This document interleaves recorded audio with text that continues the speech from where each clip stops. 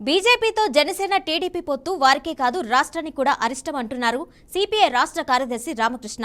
మోదీ ప్రభుత్వం రైతుల ఉద్యమాన్ని అణచివేయాలని చూస్తుందని ఆరోపించారు. కేంద్రం రైతులకు ఇచ్చిన హామీలు నెరవేర్చాలి అని ఆయన డిమాండ్ చేశారు. దర్యాప్తు సంస్థలను అడ్డుపెట్టుకుని మోదీ దేశంలో బ్లాక్మెయిల్ రాజకీయాలు చేస్తున్నారని నిప్పులు చెరిగారు.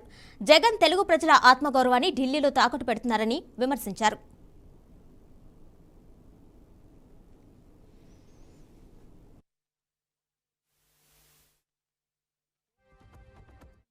ప్రభుత్వాన్ని గద్దెదించడానికి ప్రతిపక్షాలు ఏకమవుతూ ఉంటే దురదృష్టవశాత్తు మన తెలుగు నేలలో ఉన్నటువంటి ప్రాంతీయ పార్టీల నాయకులు ఒకరి తర్వాత ఒకరిపై అక్కడ సాగిలపడతా ఉన్నారు.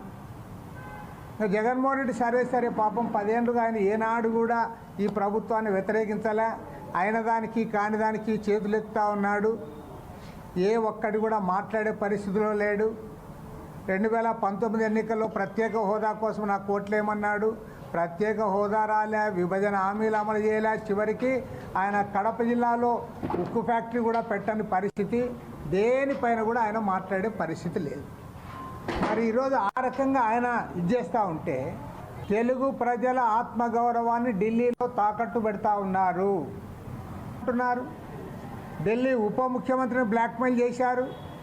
ఆయన తీసుకొని పోయి ఇవాళ సంవత్సర కాలంగా జైల్లో పెట్టారు.